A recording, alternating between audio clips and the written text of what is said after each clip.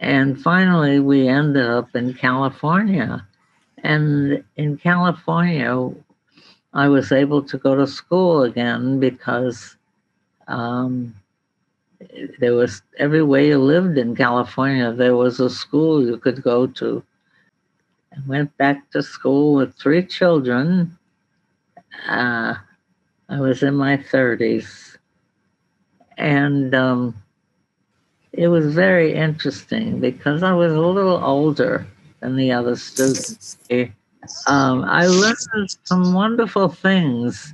For example, in the first year, I was a student teacher in the fifth grade, and I used to play the guitar. So I'd bring my guitar to school and play it. And one day the teacher said to me, the master teacher, don't bring a guitar anymore. And I said, why? They love it. She said, well, that's why. They love it too much. And I couldn't believe she said that, but that was what I began to learn in the schools at that time was that it wasn't good for kids to be having a good time.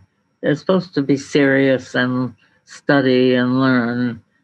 The next assignment I had was in a kindergarten class, and it was the worst class I've ever experienced.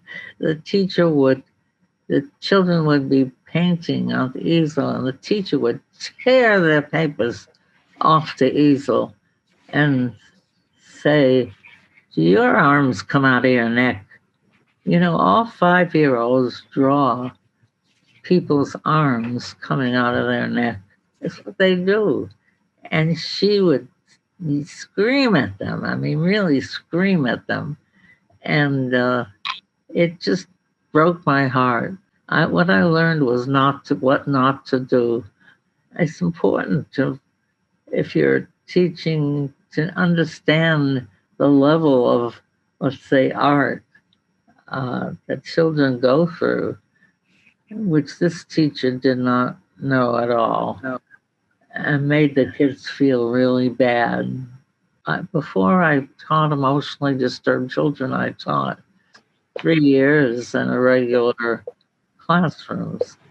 And the principal would come into my room often. I guess I was an alternative teacher before I knew what that meant. And that would really upset me. I used to go home and cry and say to my husband, I'm not cut out to be a teacher. I'm just not, it's just not for me. In fact, the principal used to say to me, have you ever thought of going into recreation? And the counselor suggested I look into these new programs for emotionally disturbed children. And I did, and I got the job. I applied for the job, and there weren't too many people interested yet in working with emotionally disturbed children. Most of what I did, I made up myself, and that was the time I was started training in the Gestalt Therapy Institute in Los Angeles, and I was very. I had a personal experience where it was very powerful for me. And so I started thinking, how can I bring this to children? And came up with many ideas that seemed to work.